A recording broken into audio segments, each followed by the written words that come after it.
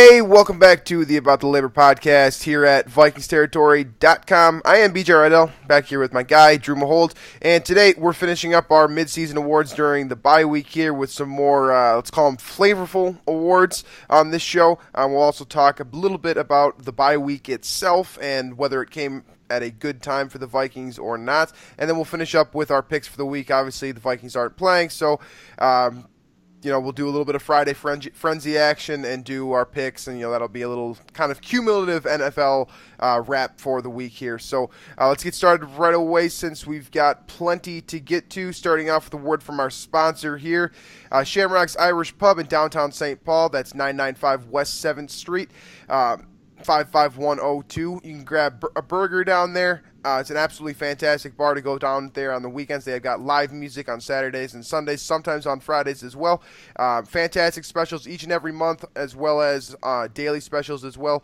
I know for a fact that every single time a Viking scores, the Vikings score a touchdown on Sundays, they sell purple Hooters for $1. Basically, just a fun little shot there.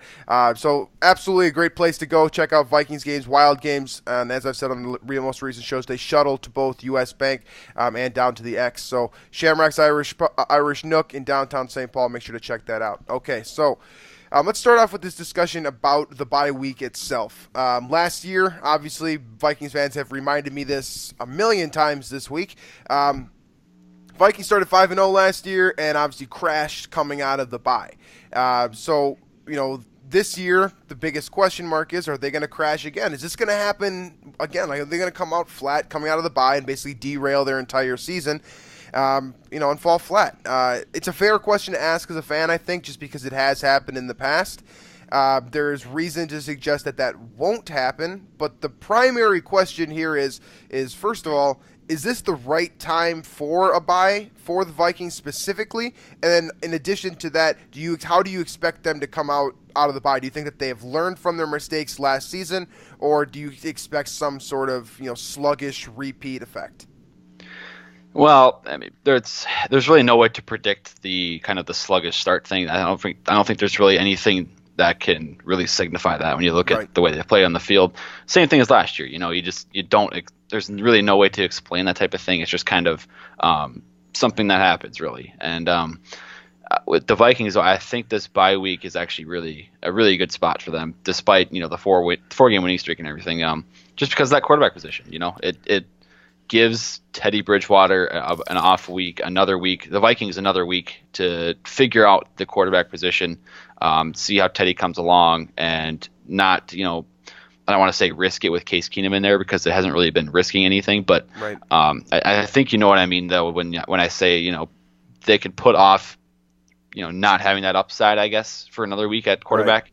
And, then they can kind of have another week to further evaluate that position. But am I concerned about the four-game winning streak being stunted by this?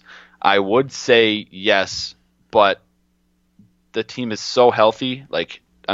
Outside of Sam Bradford, really, and Dalvin Cook, which I guess is two big names, but I'm saying there's nobody's nicked up, nobody's banged up, from what I understand. The only other one I can remember is the Mike Remmers concussion, which I would assume after a week of really nothing, he should be good to go. So I think relatively, looking at the health, looking at I think the way this team plays, I mean, they've been winning games easily, and the defense has been shutting teams out, and the offense has been putting up points, which is last year kind of going into the bye. The offense wasn't really doing that. So I'm not too worried about the bye this year.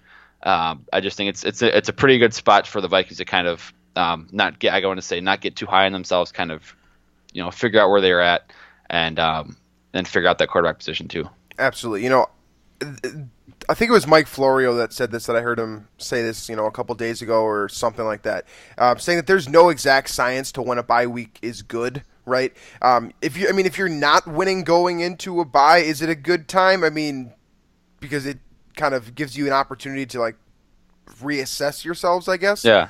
But at the same time, you can come out of the bye week sluggish then too. Even if you're going into the bye week 0-4, I mean, it's still possible that you're going to come out and be the same team. There isn't a rational, discussion here. It's just if the Vikings do come out of the bye and start playing poorly, people will blame the bye week for it.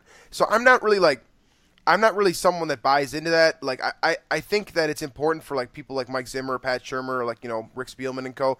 to keep the Vikings motivated, but at the same time they're professionals. You talked about this a lot with with Cordell Patterson and his videos. Like you're expected to continue to work out during the bye week. Like that's your job. So I think the Vikings have learned a lot from their mistakes last year. It seems like it's showing up in terms of at least the offensive line play from the guys that I know it is a completely revamped offensive line, but we're seeing, fixes to what made that 5-0 season disappear so quickly last year, I think. I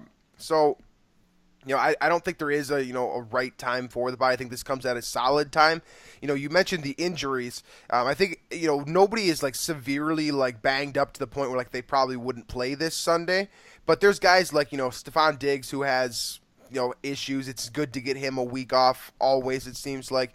You look at guys like Nick Easton as well, who's been bugged by stuff, and then of course Latavius Murray, who we haven't really figured out what is he playing at 100% or not. Some weeks it looks like he is, some weeks it looks like he isn't. So it's always good to get like a refresher right in the middle of the season, I think, just because now it's like you're separating 16 games at 8-8. The Vikings are well aware of what they need to do on the second slate of games here. Basically, you're looking at if they go 500 the rest of the season here, they're in the postseason. Obviously, their goals are much higher than that, but that's one way to look at it if you are, let's say, a skeptical Vikings fan and you expect them to start losing some games here. 10 wins is probably going to get you the postseason. So, getting back to the point, though, I don't believe in any sort of bye-week juju. I just think it's a matter of do your job, be disciplined, be smart. I think the Vikings have a lot of players like that on this roster. I expect them to come out, throwing flamethrowers, doing their thing, and being the same team moving forward. Just because there's so many different guys that, are contributing to this team that if it's consistent. It's consistent. If one guy falls off, then there's 3 or 4 other guys to pick him up a little bit. So I expect the Vikings to come out and be the same team moving forward.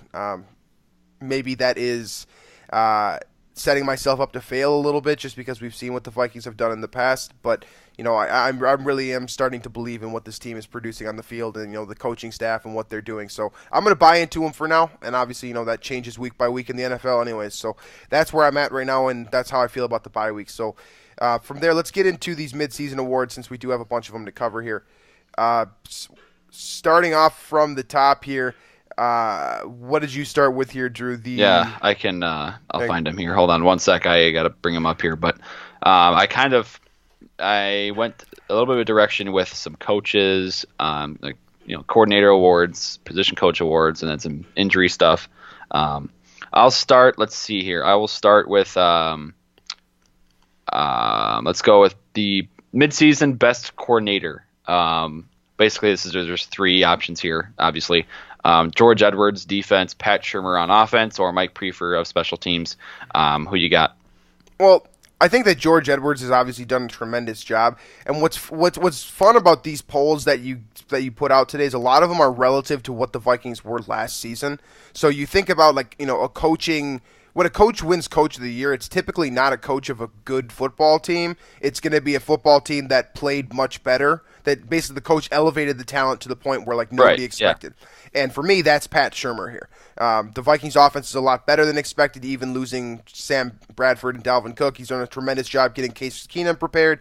The offensive line, I'm sure we'll address that in another one of these polls here. But that's playing much better. He schemed around the issues with injuries that the Vikings have had this year so brilliantly. And honestly, for the most part, he's called very good games, close to front to back. We've taken issue with a couple of halves that he's had throughout the season here on this show, but for the most part, I've been very happy with the overall performance week in and week out from Pat Shurmur. Yeah, I went with George Edwards here, and it's not that Pat Shurmur has not done a really good job with what he's been given on offense. I just think that George Edwards has elevated this defense to even high. It's just more consistent than last year. You're not seeing those kind of fluky off-day games that you saw last year a few times. I think the Washington game comes to mind. Obviously, Indianapolis and Green Bay as well. It just seems like this Vikings defense is another step higher than they were. And it didn't seem like that was possible. But you have, Everson Griffin playing his best career season. You have Linval Joseph maybe playing his best career season. You have Anthony Barr maybe at his peak right now. Harrison Smith is phenomenal again. Xavier Rhodes is having a career season. All these guys are having career seasons, and I mean, obviously it helps that they all have each other at talent, as talent on the defense. But a lot of credit I think goes to George Edwards. So I'm going to pick Edwards here, but Pat Shurmur did win the vote at 69%. Nice. George Edwards at 28% was next, and then Mike Prefer must have got like 2 votes because he got 3%. So, but that's how the vote went there. The next award is kind of bouncing off of that. Midseason position coach, the best positional coach. On the 4 nominees I picked up here, I put on the poll: Tony Sperano, offensive line; Andre Patterson, defensive line; Jerry Gray, defensive back; and Daryl Hazel, wide receivers. Who did you select for this one? The one thing I want to, I think this is a landslide for me with Tony Sperano, and it's only because of what happened last year. Obviously, the defensive line is, the best unit on this football team, definitively. Andre Patterson deserves so much credit. But again, like I said with the last award that we just gave out, it is somewhat relative to what we expected. And this offensive line is a top 5 unit. Before the season, I remember both of us said if this Vikings offensive line could be a top 20 unit, we'd be happy. This is a top 5 unit through 8 weeks of the season. So, in my opinion, Tony Sperano's job has been more important to the Vikings' success just because there's so much talent on that defensive line that Andre Patterson has to work with. I don't mean to take anything away from him. It's kind of splitting hairs here, but I'm going to take Sperano simply because of the reason that the offensive line, I don't believe he has nearly as much talent to work with as Andre Patterson does on the defensive line. Yeah, it does seem as if it's kind of a Shurmur and Sperano team effort here to help the offensive line between, the Shurmur, the way he's game playing, the way he's scheming things, helping Case Keenum get in rhythm, and Case Keenum's pocket awareness too, by the way. And then you have, obviously, Reef and Remmers are playing really well. I picked Sperano here, and it's kind of weird because for the offensive coordinator position or the best coordinator award, I didn't pick Shurmur, even though there was all that drastic improvement. But I'm going with Sperano here because the Vikings offensive line is so much better than what I thought, right? And I think, the Vikings defense right now is playing obviously a lot better than I thought they would. But I just think the offensive line is what's keying the Vikings offense right now and kind of propelling it and, allowing Case Keenum to put up the numbers he is and allowing the Vikings to put up at least 20 points virtually every week. So I do think without that protection, without that improvement, this offense would not be what it is. We would not have Jerick McKinnon, over 100 scrimmage yards and a touchdown 3 out of the last 4 games. So I give a lot of that credit to the offensive line and a lot of that credit to Tony Sperano. Therefore, I picked him. I want to say though real quick that first of all, I think Jerry Gray deserves more love simply because Xavier Rhodes is playing at a ridiculous level, and this is a guy that he's trained basically from day one in his career, or very close to day one. So he deserves a lot of credit there. And also Trey Waynes. He's played a lot better the last couple of weeks. We've vocalized that a ton on this show. Jerry Gray deserves a lot of credit for that success. And I just want to throw out that Kennedy Palomalu, the new running backs coach, the 5th nominee that I thought about instead of wide receiver coach. And that's, you can't go wrong with any of these guys. Honestly, they're all doing a heck of a job. Seriously, all of these guys are earning themselves more money heading into next season, in my opinion. But I just want to throw Palomalu out there because he did come in there as a bit of an unknown. Obviously, coming from UCLA, that his name was known within the Vikings organization, and the players were happy to get him in there. But I've read quotes from Jerick McKinnon and from Dalvin Cook that have been they just love working with Palomalu. And obviously he's going through a tremendous, adversity there at that position with Cook going down kind of and fluctuate with an injured Murray who hasn't been 100% all the way. And McKinnon, he's played out of his mind. So I want to give credit where credit is due there as well. But again, point being, I'm standing firm with Sperano.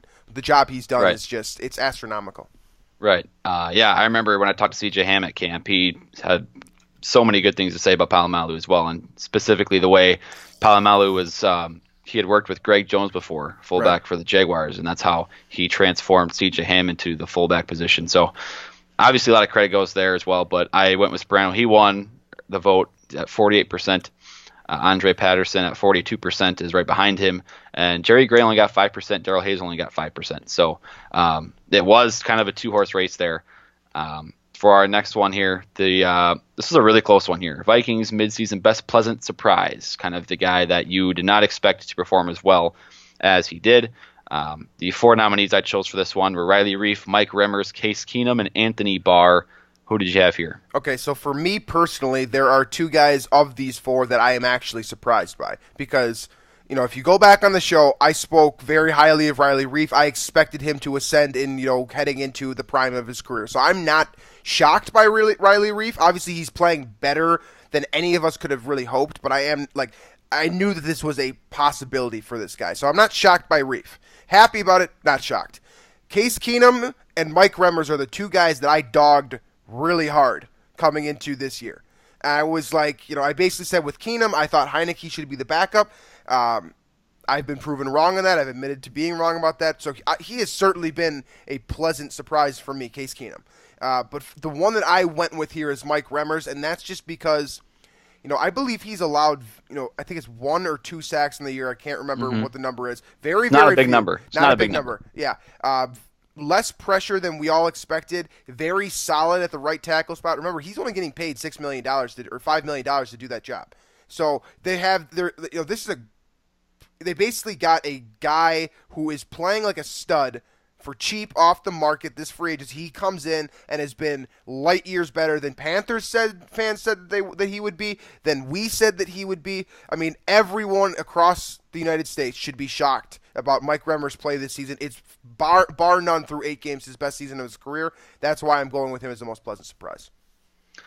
Yeah, I would agree with that. That was my vote as well here. I did not expect Riley Reiff to be as good as he has been. I didn't kind of expect the ascension that he has performed at. Right. And then, with Case Keenum, I said this several times on this show that he is an excellent candidate as a backup to come in and keep the team afloat through X number of games if there's a quarterback situation, an injury or whatever. I said that over and over when the Vikings signed him. And he has been that. Now, the thing about Keenum is, he has performed a lot better. But I wouldn't say that he has been as valuable, as important to these wins as, the defensive performers or maybe even these offensive tackles. Sure. The Vikings are winning by multiple possession games here the last 3 weeks now. It's not that Keenum is playing bad or that he's playing way too good. It's just, the Vikings defense take care of business and the offensive line is giving Keenum so much time to work. So I picked Remmers, and he actually finished 3rd in the voting for this. Yeah, I was shocked by that too. Yeah, Riley Reiff and Case Keenum led the way, 37-36%. Remmers 21%, Anthony Barr 6%. Did you have any other pleasant surprise players that you Jerick McKinnon could be on there? Jerick McKinnon to some degree. I don't think he's more of a surprise than any of these 4 guys on here. McKinnon, to some degree, Trey Waynes. Mackenzie Alexander is definitely, that's a good one too. Yeah, is definitely another good one. Again, Alexander is a guy that you and I started off I feel like back in April, heading in, once we found out that he was going to be the slot cornerback, we were like, all right, Mackenzie Alexander can do this. He's a 2nd-round pick. We like the film at Clemson. This is something he's certainly capable of. And as the offseason progressed, we got lower and lower on him just because we saw at training camp him making mistakes and just the kind of the egomania stuff with him. Point being here is what I'm ramping up to is that Mackenzie Alexander has been a hell of a lot better than I think either of us expected. I think most people, can level with us on that as well. So those 3 guys, beside the 4 that you pick, are probably the 3 that I'm, pleasantly surprised with. Yeah, for sure. I agree with all of those. Moving on to the most devastating injury, and I think some people took this differently than devastating for the fans, devastating for the team versus devastating for the individual. Right. Because I think that's 2 different things, and I would answer differently for those 2 categories in here. But for the 4, there's really only 4 notable injuries to even discuss anyway on the show for this award. But Sam Bradford, Dalvin Cook, Stephon Diggs, Nick Easton. And Nick Easton is kind of irrelevant here. Stephon Diggs, I honestly was a little bit surprised how low his vote number was here. But Dalvin Cook kind of ran away with this one, and that was what I picked for. Me too.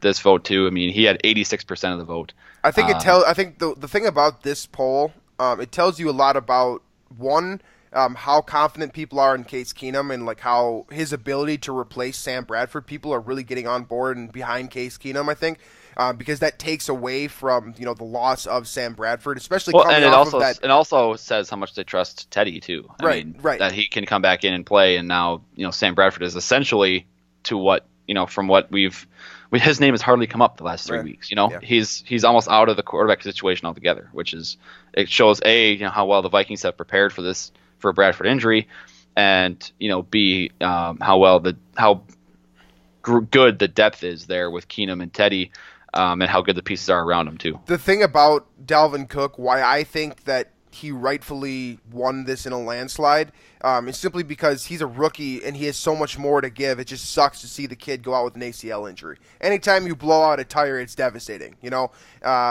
and I think that Dalvin Cook had really generated such a positive buzz since being relegated to the second round back in April. Think about the path that he came from, basically from April as this faller on draft boards because of conduct that was detrimental to the team type stuff, and all of a sudden he's he's a fan favorite. People wear that jersey all over the place, and he goes down before he gets started.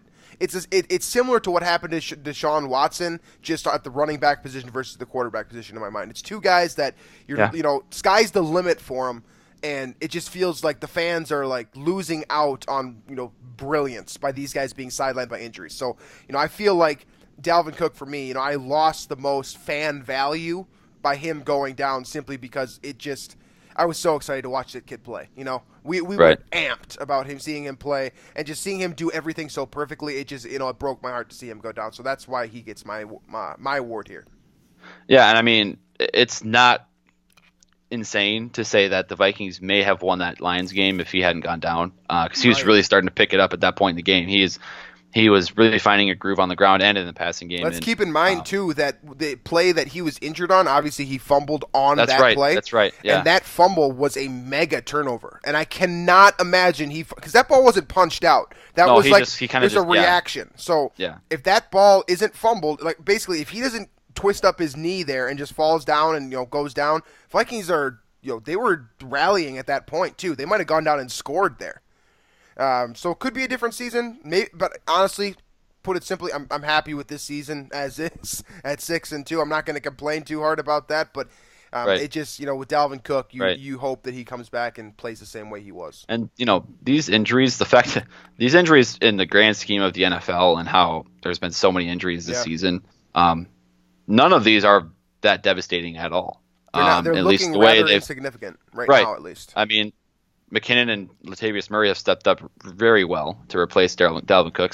Case Keenum is doing just a rock-solid job at backup quarterback, and the Vikings are still winning games. They're 6-2 in the number 2 spot in the NFC. I mean, it doesn't look that bad. And I will say this, though, that individually, the most devastating injury here is Sam Bradford, because there's a good chance his career, or at least his career as a starter, is over because of this injury. If he doesn't play the rest of this season, and I can't imagine a team giving him a bunch of money moving forward to be a starting quarterback. And there was so many. I myself even I bought into before this season and said, let's give Sam Bradford an extension.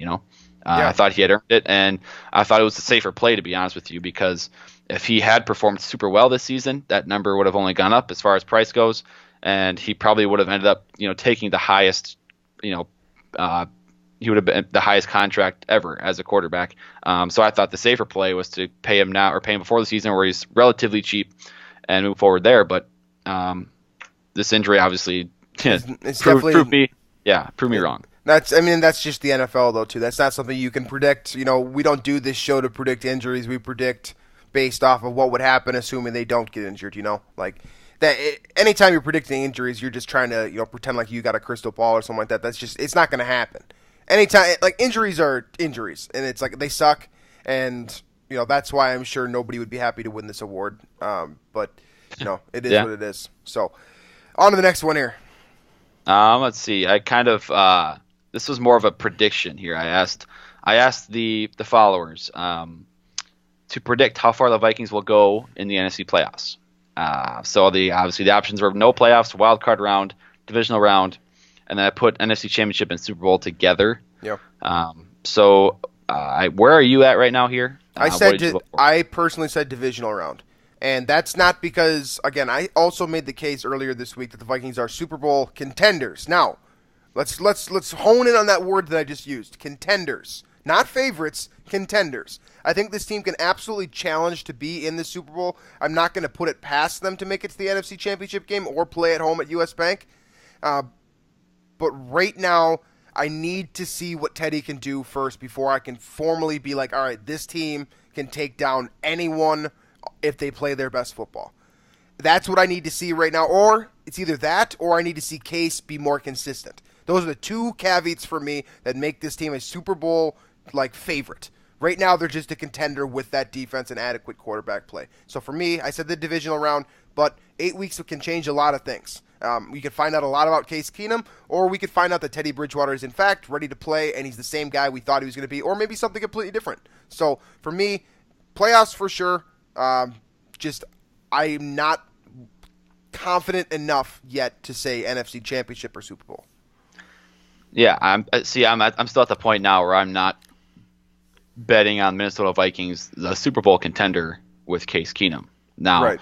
If Teddy inserts himself and does really well and looks like the old Teddy, then I will start to believe, and then I'll really buy in if the Vikings go 3-2 over the next 5 games. They have Washington, which is probably going to be an important or could be an important opponent down the road in the playoff situation. Same with Los Angeles Rams, and then they go at Detroit, at Carolina, at Atlanta, I believe, is the 4-game stretch or the 5-game stretch there. So 5 very tough games, 5 NFC games, and 1 divisional game that they need to make up after a home loss to Detroit.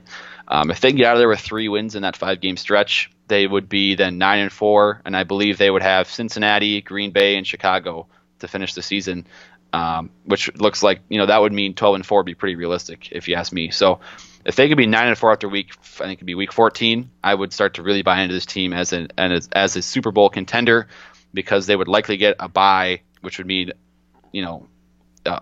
probably, or it would mean a home playoff game in the divisional round.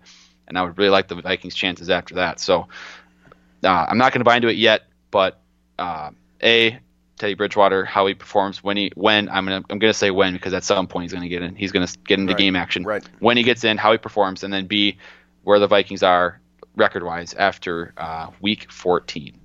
Sounds good to me. I'm on board with just about everything you said. I think this is one of those times where I think we're 100% on the same page. It's just a matter of and I think a lot of you listeners can agree with us. You need to see what's going to happen at the quarterback position before you can really feel confident about this team. Even if you are someone that truly believes in Case Keenum as a Super Bowl caliber quarterback, I think that as a fan you probably still need to see him do it a little bit longer. Because let's keep in mind, this is a guy who's been against some better competition, I guess, some playoff teams. Just keep in mind that this guy's a career spot starter. He's played well for Houston and LA in the past. Well, I guess it was St. Louis at the time.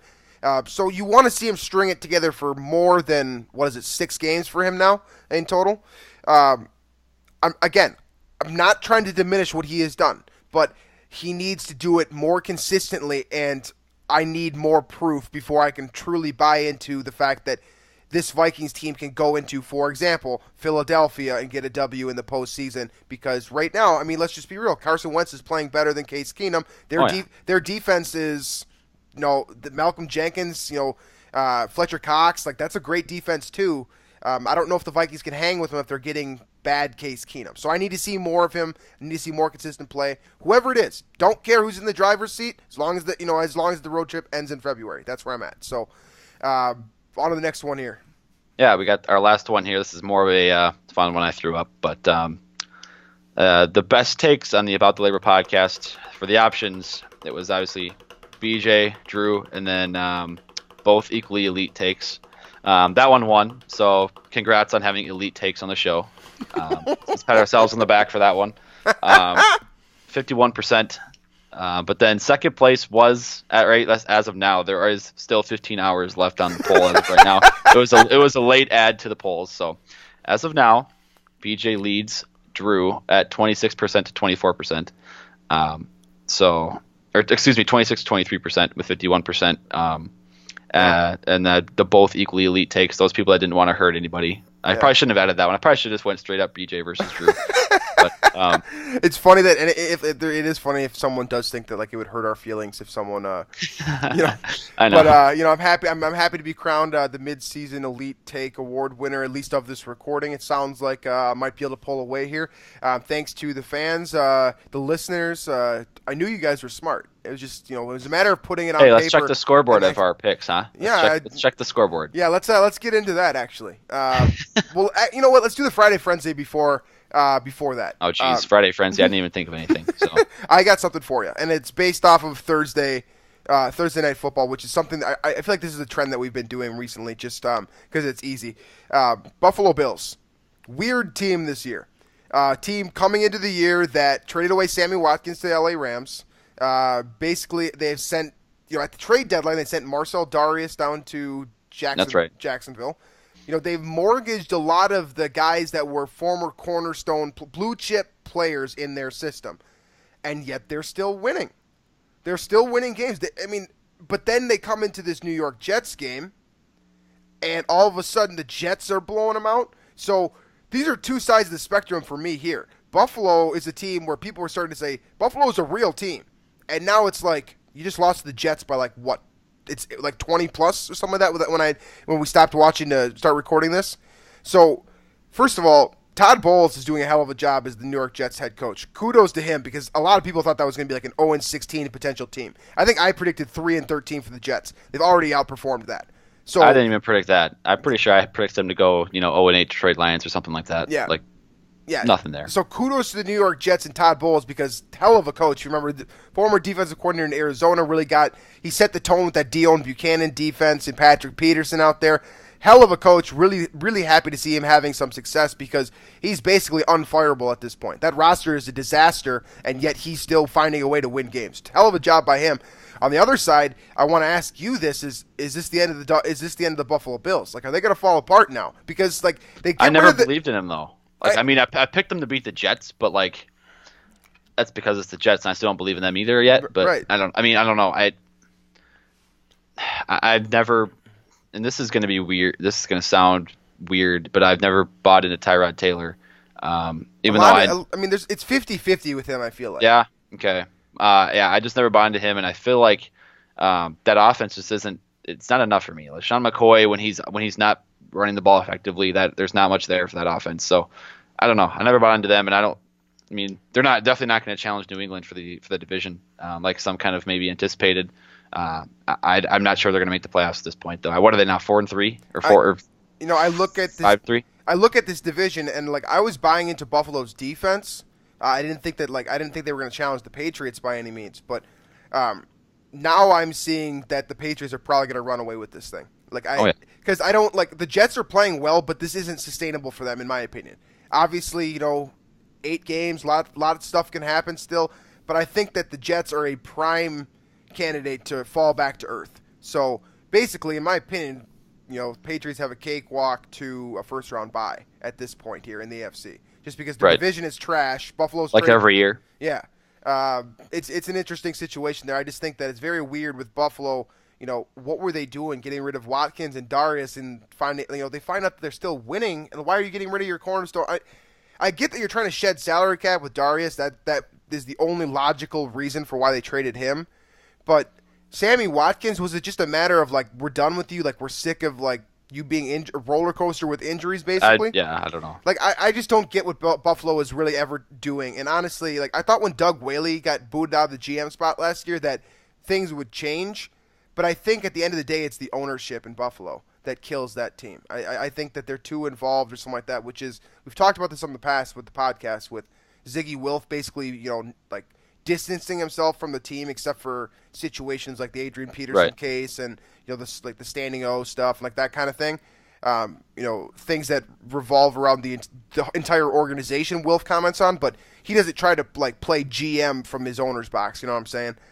So I really respect that about Ziggy Wilf, and I just, Buffalo fans deserve a winning team, and I hope they get it eventually. But it seems like it's still a little dysfunctional there, and you have to wonder what they're trying to do moving forward here. So from there, let's hop into these picks for the week here.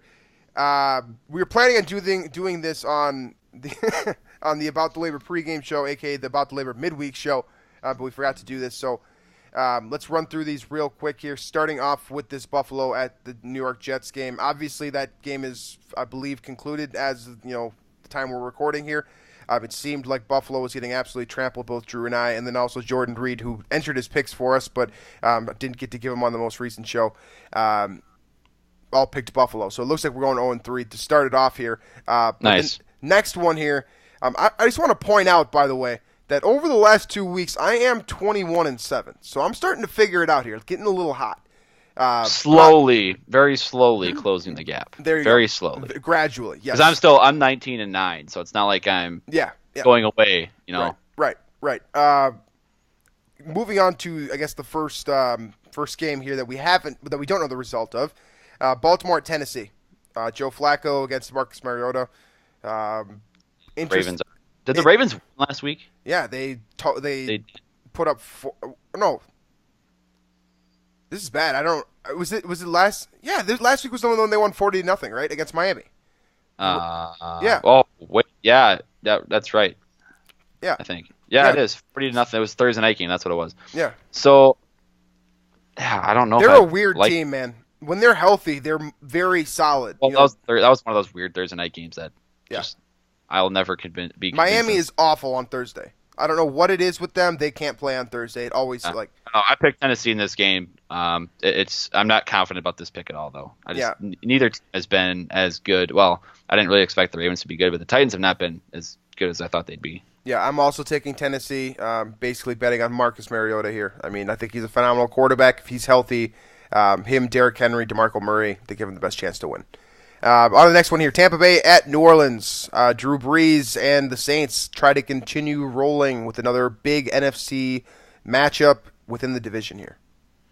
I'm taking the Saints. They're the better team. They're playing way better. Their defense is a lot better than I expected they'd be this year. And the Bucs have not, they've not impressed me like I thought they would. I thought they were going to kind of have a chance to win that division this year, sneak up and take it, but looks like it'll be another year for them. So I'll go with the Saints. Yeah, I'm going with the Saints too. Anytime Drew Brees has a defense playing behind him, and it seems like this defense is going to play at a high enough level to get them somewhere, an elite quarterback, one of the greatest of all time, is going to win you some football games. So I expect Drew Brees to ultimately get this team into the playoffs somehow. I think the Saints are for real, is what I'm saying here, and I've got them winning against Tampa Bay here. On to the next one here. This is probably an important game for Vikings fans, something that you might want to tune into. The Los Angeles Rams going up against the New York Giants. Obviously, the Rams are the big opponent the Vikings have on their upcoming schedule here. They've been playing lights-out football with their new coach. Todd Gurley is doing a fantastic job, and as you said on the most recent show, Aaron Donald continues to be arguably the best defensive player in the NFL. So, going up against arguably an equally impressive defense that just really hasn't performed this season, who you got out in New York here at the Meadowlands? I'm taking the Giants. This is going to be my upset here. I think this defense will get after Jared Goff, and you will see some of the rookie Jared Goff in this game, and it will lead to a Giants win. I'm not sure who Eli Manning is going to throw to, but he'll throw to somebody, maybe Evan Ingram, maybe Sterling Shepard. But at some point, the Giants Eli Manning will have a not terrible game, and I'm hoping that it's this one because I want to be right about this game because I want to get an upset correct. So Giants win this one, and I'm mostly doing this out of hope that the Rams will lose and the Vikings can secure number 2 by themselves and not being a tie. Fair. But I'm taking the Giants. I mean, it's plausible. We thought the Giants would be a better team than they are. Yeah. Put it that way. On to the next one here. Denver at Philadelphia. These are two teams. Wait, are you picking the Rams? You're picking the Rams. Yeah, I'm picking the Rams. I apologize. Yeah. On to the next one here. Denver and Philadelphia. Two teams trending in opposite directions as far as I'm concerned right now. Yep. Trevor Siemian coming off of another stinker. You got to wonder if the rocket ship is going to launch soon. Yeah, I'm not about to pick Brock Osweiler on the road against the Eagles defense right now. Never a chance. Never. I'm completely the same way. I think that, as a Vikings fan, and I love US Bank Stadium, I love our crowd, I love our atmosphere, but I think that the most hostile environment in the NFL to play in is Philadelphia. because those fans are absolute savages. Like, they don't care. They don't care who you are. They will boo you. Like, I don't care if you're Donovan McNabb, Brian Westbrook, whoever. Sam Bradford. We will boo you if you play bad. And they're equally as scary against, opposing teams. I mean, these are guys that throw stuff from the, snowballs right in the past. I mean, these are savages. I do not want to play in Philadelphia ever. And Denver, in their situation right now, you definitely don't want to play in Philadelphia, especially with Carson Wentz playing so well. And, it seems like they're really kind of chewing along right now. So, definitely Philadelphia for me. Sounds like you're going with Philadelphia as well. That's kind of an unquestioned. I am. Yeah. Okay, on to the next one here. Atlanta at Carolina. Battle of former MVPs. Matt Ryan. NFC South matchup as well. Important. Saints will be watching this one for sure. And honestly, Vikings fans should probably be watching this one because these two teams are coming up on the schedule as well and will play important pieces in the tiebreakers, assuming the Vikings get into that type of situation. So, Matt Ryan at Cam Newton. This is another situation where you're looking at two teams that are sort of trending in different directions. Seems like Steve Sarkisian is getting it figured out with Atlanta, and eventually they're going to start getting back to that Super Bowl form. And Carolina with Cam Newton, I mean, he's been up and down. We talk about it. Seems like every Very week up and down. with him on fantasy teams. 1 week you're getting 6 points, sometimes you're getting 35 with Cam, and he's basically you shut him down, you shut down Carolina right now. So, Kelvin Benjamin is gone. Greg Olsen is on IR. Cam Newton is, it's Cam Newton and Christian McCaffrey basically on offense now. Do they have enough firepower to contend with the Atlanta Falcons this Sunday? I'm going to say yes because they're at home. And I think the Falcons away from home against the defense that's still, I think, pretty solid. I think this will be a relatively low-scoring game, something like 20-17 here. But I think the Panthers will pull it out. I'm still believing in Cam to a degree, and I think he can do enough here in this game.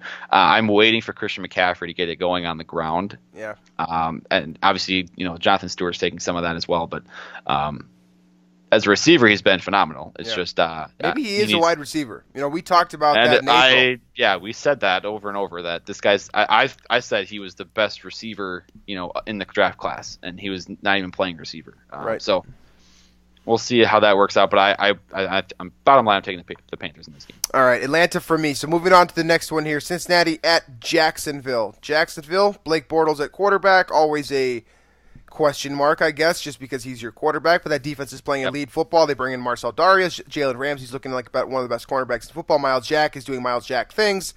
This defense looks phenomenal. Can they beat the Red Rocket, though? Playing at home down in Duval, this is a game that I think could be a fork in the road for Jacksonville. You win this game, you need to win this game against a, quote, inferior team if you're going to make the playoffs. Yeah, I'm going with the Bengals. I don't trust the Jags yet, just because of Blake Bortles. And I'm not confident in the Bengals by any means. Like, they're not a great team. And is Marvin Lewis fired yet? He should. I mean, he should be. He isn't fired yet. Wow. Okay, well, then Marvin Lewis is coaching for his job here.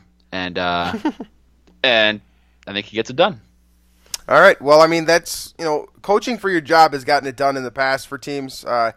Unfortunately, Marvin Lewis should have been coaching for his job for the last 10 years, and Cincinnati has been far too lenient with him. I'm going with Jacksonville in a landslide here. I think this is a very good team that is, 1 or 2 years away from being a legitimate contender here, especially if they can get that quarterback position figured out during the offseason. On to the next one here. Indianapolis at Houston. I'll be honest with you guys, coming into this week, I thought this was a no-doubt Houston win. But now you see Deshaun Watson go down. It's back to Tom Savage, a.k.a. DeAndre Hopkins, as quarterback, if you remember him tweeting that out earlier this year. That should probably show up on that cold takes account, freezing cold takes account at some point here. But Indianapolis, not a good team either. This AFC South is becoming, more AFC Southy, kind of by the minute, it seems. Who you got in this barn burner? I am going with the Texans at home, not very confidently, but I'm hoping for the inspired effort here for Deshaun Watson and J.J. Watt and Whitney Merciless as they nurse season-ending injuries. Plus, the Colts are just bad, so I'll take the Texans. Yeah, I'm going to take the Colts just because recovering from losing Deshaun Watson is Very difficult to do in 4 days. So I don't see that happening. I'm going to take Indianapolis. But again, I do think Houston's the better team. Let me make that very explicitly clear. Moving on to the next one here, Arizona at San Francisco. I feel like with San Francisco, if you're a 49ers fan, you got to start asking, when is Kyle Shanahan going to get his first win? In my opinion, this is the game he's got to do it. This is an important divisional game against I believe Arizona's in, I think I saw this tweeted today by the over-the-cap guy, tweeted that Arizona has the most money on the IR relative to their salary cap. I think it's something like 20, or like top three amount, like $23 million of players on IR this year. So for me, this is a game you got to win if you're San Francisco. If you're going to win one, this is it. And I'm going to pick San Francisco. Who you got here? I'm going with Arizona. Big day for Adrian Peterson. I think. I mean, I don't know. I mean, give me the Cardinals. CJ Beathard is the 49ers quarterback. Like, come on now. Yeah. I mean, I don't expect Drew Stanton is the quarterback for Arizona. Fair. If Jimmy Garoppolo was starting, which I don't believe he will, maybe I'm wrong, but he said they said that he's not going to play at all this year. So. Oh, he's not. Okay. Yeah. Well then, there you go. Well, I don't know. Either way, this is a real barn burner for sure out there in the NFC West. San Francisco for me, Arizona for Drew. On to another matchup here. This one is definitely relevant for Vikings fans. This will be the game that I'm definitely going to be watching this weekend. That's Washington at Seattle. Obviously, the Vikings have Washington up next coming out of their bye. Let's see what they can do. Who you got in this game? Kirk Cousins against Russell Wilson here. One defense that is possibly overhyped to some degree, maybe. They're starting to give up a lot of points, especially to Deshaun Watson. Mm-hmm. One defense that, in my opinion, is criminally underrated. Washington's defense, Ryan Kerrigan, some of those guys out there, do some real damage. Who you got in this game? Do you have enough balls to take Washington on the upset here? No. Seattle's offense they showed. I mean, Houston's defense is still pretty good, right? Right. Despite losing Merciless and Watt, they're still pretty good, and they lit up the Texans' defense last week. And they were able to. They showed that they can win in a shootout. So that's why I'm taking Seattle, is because of the offense, not because of the defense. And they just made a trade to bolster the offensive line. So I'll take Seattle here at home. If it was the other way around though, and this game was being played at FedEx Field, I'd probably go Washington, but I'll take Seattle for now. Yeah, I think I feel the same way as you, honestly. Seattle, I've said this a lot, that Seattle is basically an offensive line away from being the definitive favorite to win the NFC, I think. They go out and get Dwayne Brown from Houston. I don't know if he's going to play this week. I don't really see it happening, but the point being here is I expect them to trend upwards. I think it starts with Washington. I'm also going to pick Seattle to win this game. Russell Wilson did some magical things last week to outduel the rookie Watson, obviously. And, to see that type of performance, I feel like, you've got an encore coming from Russell Wilson. He's just been that type of guy. When he gets hot, get out of his way. So I've got Seattle winning this game for sure. On to the next one here. Kansas City at Dallas, AFC, NFC matchup. These are two teams that are, I think this is interesting because Dallas was a preseason favorite to be, to run the NFC. Kansas City was a preseason favorite to maybe not even win the AFC West. In my opinion, they weren't going to win the AFC West. I believe I had them finishing third. Obviously, two ends of the spectrum now. Dallas is kind of getting by a little bit here. Zeke is suspended now. Kansas City has been playing better football, after kind of some issues there. Interesting teams here. Both of them are, Super Bowl picks, I guess, at different time periods throughout the season. So who you got heading into Week 9 here? I'm picking Kansas City here, and I just kind of want to address this Dallas hype because Colin Cowherd put the Cowboys number 4 in his power rankings this week, and he's not the only reputable media member, whether it be ESPN, whoever it is, NFL Network, or whoever it is, to have Dallas up in the top 5 or top 10, and I'm very befuddled by that because I don't get it either. Yeah, it's the Cowboys are 4-3, right? They have one 30-point win against the 49ers. Who else have they beaten? I mean, the Giants. Does that count anymore? Because they don't look to be any good. Ezekiel Elliott's now gone for 6 games. Their defense is not great. It's hasn't been good. Even last year it wasn't good. Yeah. Are they even top? Are they top 5 in the NFC right now for a power ranking? Probably not. No. And then you add in Pittsburgh, Kansas City, New England from the AFC, and I don't see how they are a top 10 team in the league right now. But you guys go ahead with your Dallas hype and the America's team BS and all that stuff. Go ahead and have it. They're going to finish 8-8 or 9-7. Stephen A. Smith is going to laugh at you all day long because of the accident waiting to happen, as he calls them. We'll definitely, they will exhibit that again. I'll pick the Chiefs here in this one. I'm going to pick the Chiefs as well. I'm with you all the way. I think you said it perfectly fine, so I don't even feel the need to add any details to that. Dallas is overhyped. They're not that good. Kansas City's going to win this football game. On to the next one here. Oakland at Miami. Now, this is a funny game to me because Oakland is a roller coaster. Miami is, I don't know what Miami is. Last week getting blown out by Baltimore. They had a 4-2 record entering that game, I believe. They traded Jay Ajayi. Yeah, to Philadelphia. I just don't get some of these teams. First of all, by the way, trade deadline, awesome. Best trade deadline I've ever seen in the NFL. But I don't get what Miami's trying to do here. Why lure Jay Cutler out of retirement if you're going to sell at 4-3? What's the point? Did you just hate Jay Ajayi, or do you really think Kenyon Drake is a takeover guy? Because I don't see it. I don't get what they're doing. But back to the picks here. Oakland or Miami, obviously playing down in Miami. Who you got? I got Miami for really no reason other than they're at home. And they really tend to kind of not play well in national TV games, which I believe this is one. But I don't know. Give me the Dolphins for fun because I want to pick the opposite team you're picking. So I'm taking Oakland, obviously, just because Miami is weird. Miami has had the cocaine the scandal this year. They've lured Jay Cutler out of retirement after Ryan Tannehill tearing his ACL. I mean, this team is like a television show, not a football team. You know what I'm saying? They're live entertainment. Miami, shocker that Miami's got a bunch of coke going on down there and whatnot. But I don't get what's going on with this team. If I'm a Dolphins fan, I'm very confused. To be honest with you, they're winning games. I don't care if you're winning ugly. Why trade your running? I just don't get it, and I never will.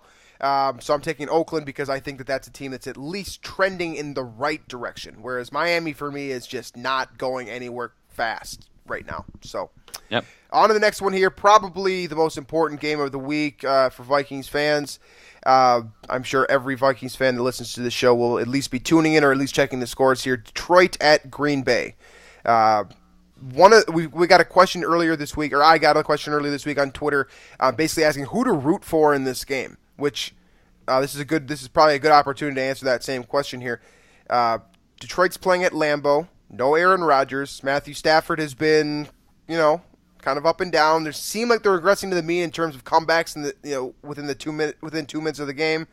Brett Hundley has been a disaster so far.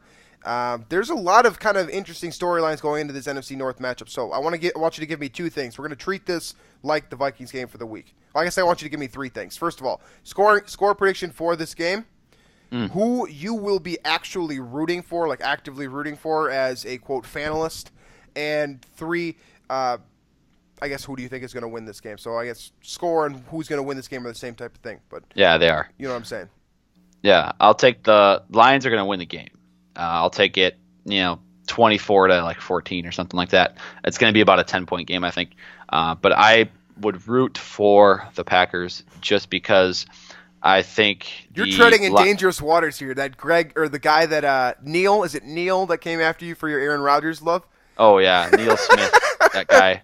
I'm gonna have to read off I put that as my Twitter header on Twitter cover photo. His comment. It's a great comment. I'll get that ready, but I'm rooting for the Packers because I feel like the Lions have the potential to make a late season run that the Packers do not with Brett Hundley in there. Yep.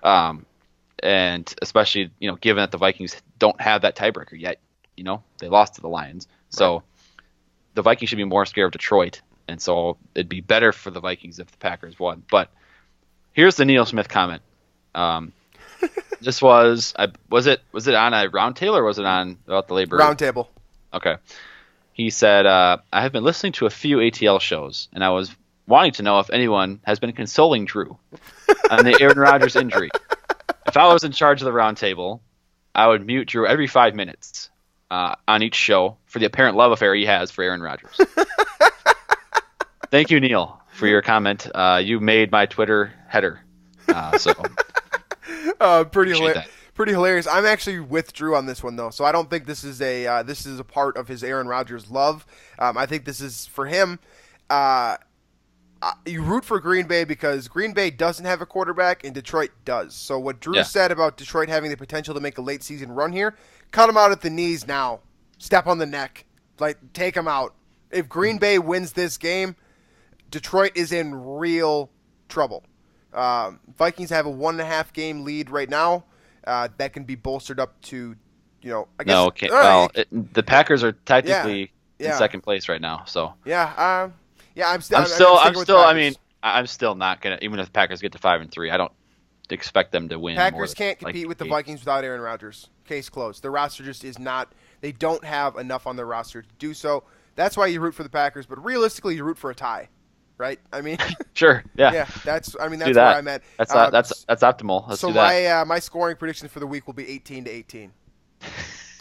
I'll say, but I've got Detroit winning. If I'm going to take Detroit winning here, but Detroit winning 18-18. Yeah. 19-18. What? Shut up. Show's over. Okay. We're done. That's it for today here. On Sunday, I don't know what we're going to do on Sunday, but for Monday's show, we generally do the rapid reaction. I think we'll have to get creative and figure something out because that's the end of the midseason awards.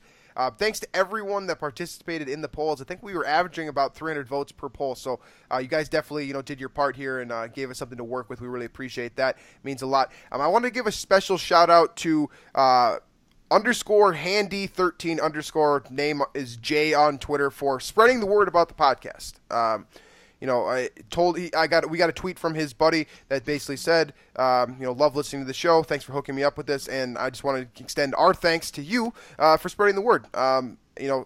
I noticed that you're obviously from Europe, so I would love to send you a shirt, but we can't send overseas. But shoot us a DM. We'll try to hook you up with some goods just because we really appreciate the word of mouth thing. That's the best advertising we can do for the show. So anyone that does that type of thing, we would love to reward you in some sort of way. We'll try to figure something out that's important to us. So thanks again to him for doing that. It means a lot. And so we'll be back on Monday.